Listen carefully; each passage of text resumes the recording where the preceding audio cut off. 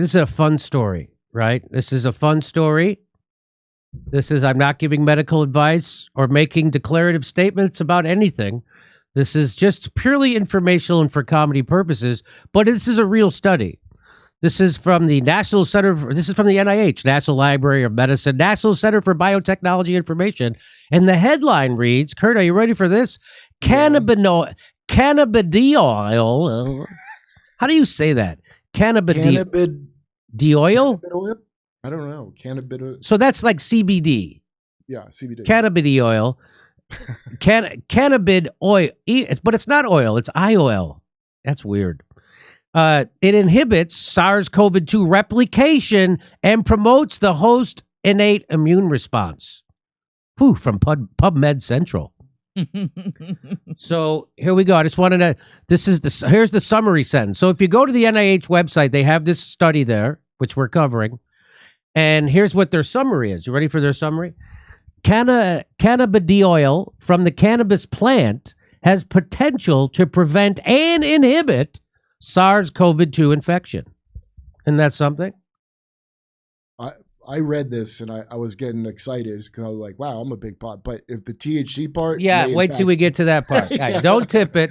Okay. There's a spoiler alert. There's a shitty part coming. No. Spoiler alert.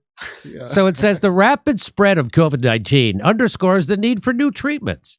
Here we report that cannabidiol, the CBDs, a compound produced by the cannabis plant, inhibits SARS-CoV-2 infection. CBD and its metabolite, 7-OH-CBD, but not congeneric cannabinoids, potentially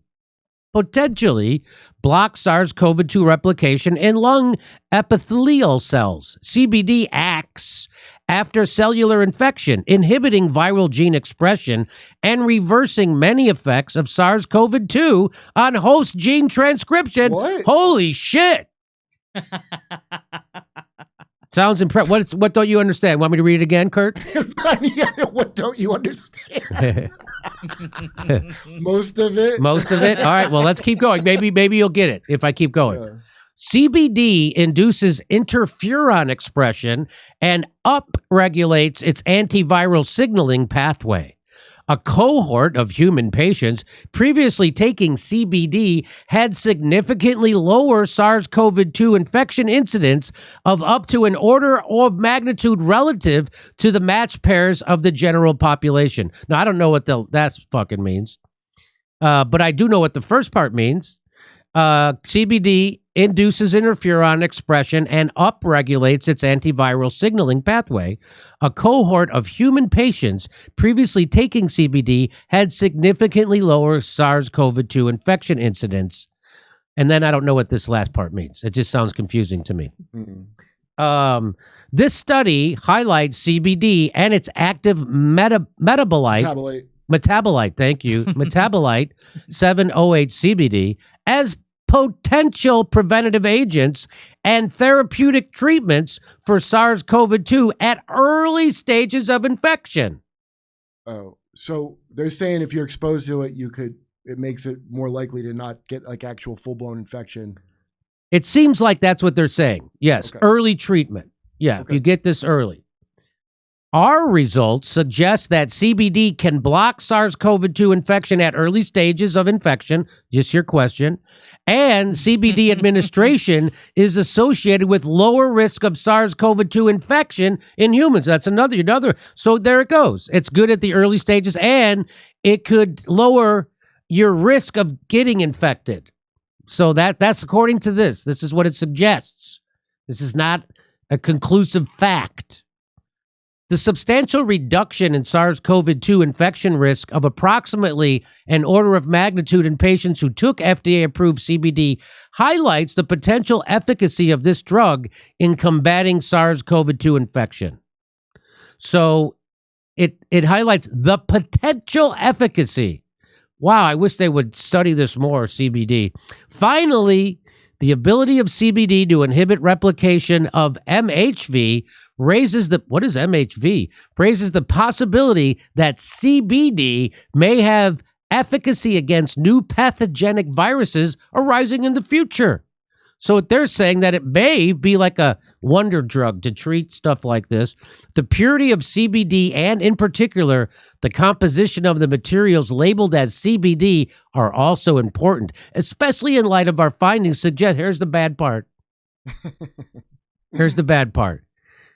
In light of our findings suggesting that other cannabinoids such as THC might act to counter CBD antiviral efficacy.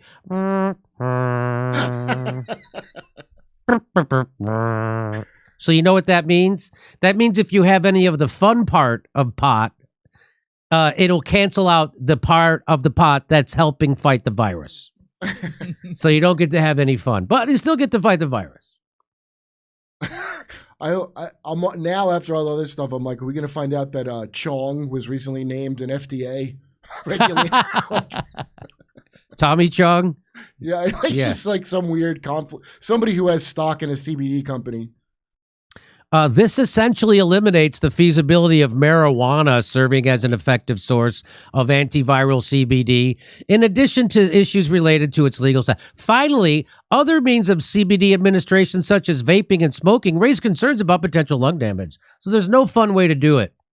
Future studies to explore the optimal means of CBD delivery to patients, along with clinical trials, will be needed to fully test the promise of CBD as a therapeutic to block SARS-CoV-2 infection. So this is a promise, and this is a preprint, this article, so it's not been peer-reviewed. So this is only for information. This is one study. There's no conclusions. There is a summary, but wow, isn't that interesting? I love that idea, that CBD. Wouldn't that be great if that turned out to be 100% true? It'll be like, not, because you can't smoke it, or it's got to only be in suppository form, I'm sure.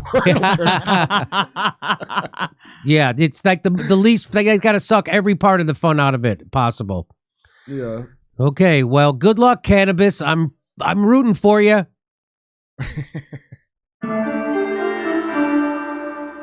Everybody come see our live stand-up shows. We're coming to Raleigh, North Carolina at the end of January and Philadelphia in February. See you there.